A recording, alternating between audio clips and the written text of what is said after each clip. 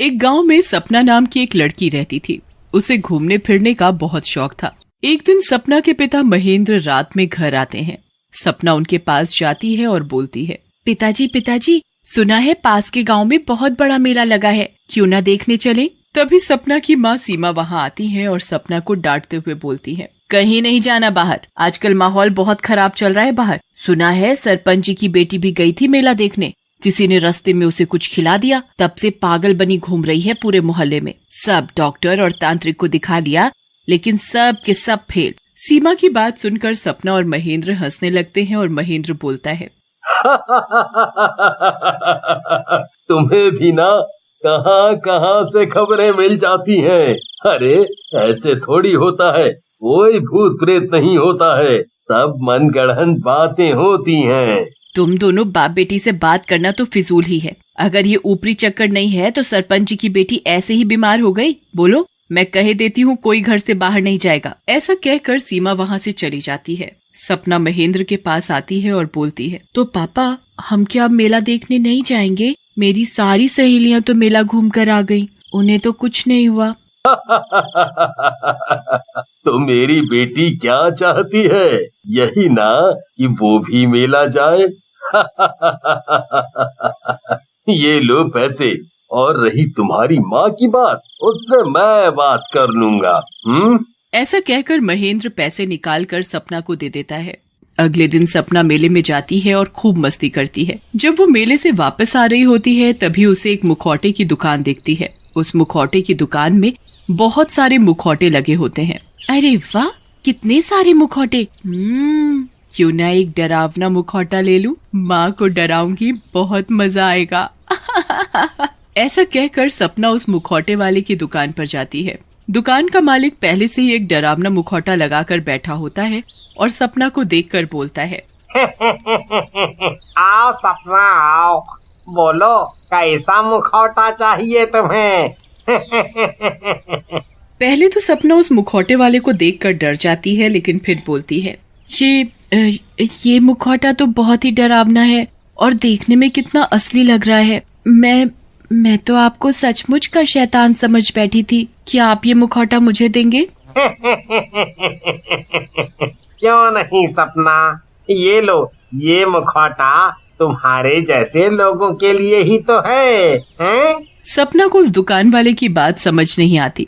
वो बहुत डर जाती है और जल्दी से मुखौटा लेकर वहाँ से चली जाती है। लेकिन जैसे ही वो मेले से थोड़ी दूर जाती है उसे कुछ याद आता है। अरे ये मुखौटा तो मैंने ले लिया, लेकिन ये मुखौटे वाला मुझे कैसे जानता है? उसे मेरा नाम कैसे पता? सपना ये सब सोचकर डर जाती है और वापस उसी जगह पर जाती है, लेकिन वहाँ पर कोई नहीं होता। ये मुखौटे वाला कहाँ गायब हो गया? क्या हो रहा है ये? कहीं कोई गड़बड़ तो नहीं? फिर सपना वापस अपने घर की ओर चली जाती है। तभी उसकी नजर अपने हाथ में पकड़े हुए मुखौटे पर पड़ती है।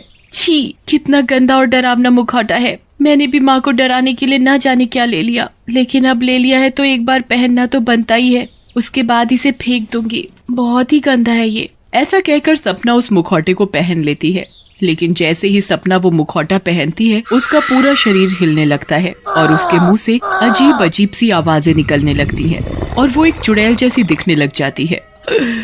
कई दिनों बाद कोई शरीर मिला है, अभी मैं अपनी भूख मिटाऊंगी। फिर सपना घर की ओर चल पड़ती है। रास्ते में उसे बकरियां दिखती हैं। वो बकरियों की तरफ जाती है और उन्हें पकड़ लेती है। इसे कहते हैं किस्मत। मैं अभी खाने के लिए कुछ मांग ही रही थी कि मुझे बकरियां मिल गई। लेकिन तभी बकरियों का मालिक सलीम वहाँ आ जाता है और सपना को बोलता है, ए लड़की, मेरी बकरियों को क्यों परेशान कर रही है? चल भाग यहाँ से, नहीं तो अभी तेरे बाप को जा करके बता दूंगा। और ये क्या जोकरों की तरह मुखौटा पहना हुआ है?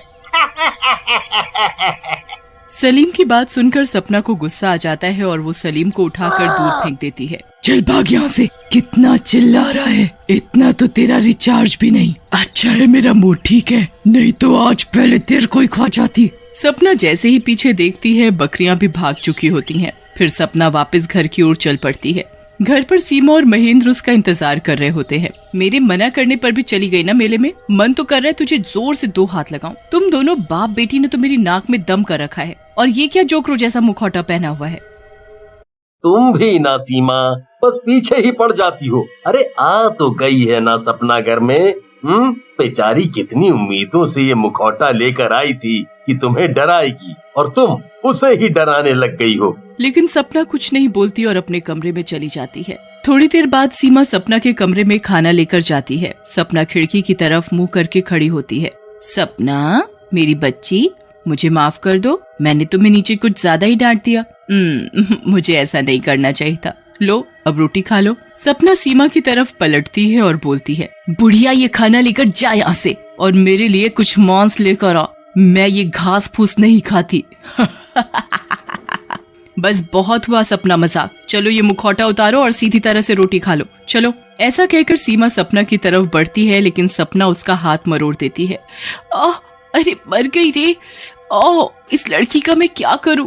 रुक दुष्ट लड़की, अभी तेरे पिता को बताती हूँ, वही ठीक करेगा तुझे। ऐसा कहकर सीमा महेंद्र के पास आती है और उसे सारी बात बताती है, जिसे सुनकर महेंद्र बोलता है, मैं अभी जाता हूँ और इस लड़की को ठीक करता हूँ। इसकी बदमाशियाँ बढ़ती जा रही हैं। इसकी इतनी हिम्मत तुम पर हाथ उठाए। लेकिन जैसे ही महेंद्र सपना के कमरे में जाता है, उसकी चीख निकल जाती है। सपना एक चुड़ैल के रूप में बदल चुकी होती है। महेंद्र जल्दी से दरवाजा बंद कर लेता है और वापस सीमा के पास आता है। सीमा, तुम ठीक कह रही थी। सपना को मेले नहीं भेजना चाहिए था। उस पर चुड़ैल का साया आ गया है, इसीलिए वो ऐसी हरकतें कर रही है। मैंने उसे चुड़ैल में बदलते हुए देखा है। तभी सपना अपने कमरे से चिल्लाती है और जोर जोर से दरवाजे को पीटने लगती है। छोड़ दो मुझे, इस कमरे में बंद मत करो। अगर मैं बाहर आ गई तो तुम दोनों को जिंदा नहीं छोड़ूंगी, मार डालूंगी। खोलो दरवाजा। सीमा, हम दोनों को यहाँ से निकलना चाहिए, नहीं तो ये चुड़ैल हम दोनों को मार डालेगी। नहीं, मैं अपनी बेटी को छोड़कर नहीं जा सकती। तुम्हें जाना है तो जाओ, मैं अपनी सपना को छोड़कर नहीं जाऊंगी। लेकिन सीमा, वो तुम्हारी जान ले लेगी। वो इस समय सपना नहीं चुड़ैल है। तुम चलो मेरे साथ चलो। फिर महेंद्र और सीमा वहाँ से भागने लगते हैं। उधर सपना दरवाजा तोड़ देती है और वो भी उनका पीछा करने लगती है। ये देखकर महेंद्र सीमा से कहता है, सीमा, इस तरह से तो हम दोनों मारे जाएंगे। एक काम करो, मैं इसका मुकाबला करता हूँ, तब तक तुम गांव के तांत्रिक अघोरानंद को बुला लाओ। सीमा जल्दी से अघोरानंद को बुलाने चली जाती है। उधर महेंद्र भागते भागते रुक जाता है। तभी चुड़ैल वहाँ आ जाती है। क्यों, थक गया तू? बहुत मिल्खा सिंह बन रहा था, अब तू नहीं बचेगा। मार डालूंगी तुझे और तेरी बीवी को, और फिर इस लड़की को भी, जिसके शरीर पर मैंने कब्जा कर रखा है। वो मेरी बेटी है, जीते जी मैं इसे कुछ नहीं होने दूंगा दुष्ट चुड़ैल। मेरा मुकाबला करना तेरे जैसे इंसान के बस का नहीं है। अब तू जिंदा नहीं बचेगा। ऐसा कहकर चुड़ैल महेंद्र को पकड़ लेती है और उसका एक हाथ उखाड़ देती है। महेंद्र दर्द के मारे बेहोश हो जाता है। बड़ी जल्दी बेहोश हो गया। बढ़ाया था जान बचाने अपनी बेटी की। ऐसा कहकर चुड़ैल महेंद्र की तरफ बढ़ती है, लेकिन तभी सीमा अघोरानंद को लेकर वहां पहुंच जाती है। रुक जा चुड़ैल, बहुत परेशान कर लिया तूने इन्हें, रुक जा। तो तू आया है तांत्रिक इनकी जान बचाने। तू भी मरेगा इनके साथ। लेकिन तभी तांत्रिक अपने पास से हनुमान जी की मूर्ति निकालकर उसके आगे कर देता है। मूर्ति से जोर से रोशनी निकलने लगती है। तांत्रिक, हटा इस मूर्ति को मेरे आगे से, हटा। मुझे कुछ नहीं दिख रहा है, मैं अंधी हो जाऊंगी। तभी तांत्रिक सीमा से कहता है, सीमा, तुम जल्दी से वो मुखौटा अपनी बेटी के चेहरे से खींच लो और आग में डाल दो। सीमा तांत्रिक की बात सुनकर मुखौटा सपना के चेहरे से उतार लेती है और आग में डाल देती है। मुखौटा उतारते ही सपना बेहोश हो जाती है और चुड़ैल भी उसके शरीर से अलग हो जाती है। ये क्या किया तांत्रिक तूने? इस मुखौटे में ही मेरी जान थी, अब मैं नहीं बचूंगी। थोड़ी ही देर में चुड़ैल जल जाती है और सपना और महेंद्र को भी होश आ जाता है। महेंद्र, इस चुड़ैल ने तुम्हारा हाथ उखाड़ दिया है, तुम्हें डॉक्टर के पास चलना होगा। फिर सीमा, महेंद्र और सपना डॉक्टर के पास चले जाते हैं।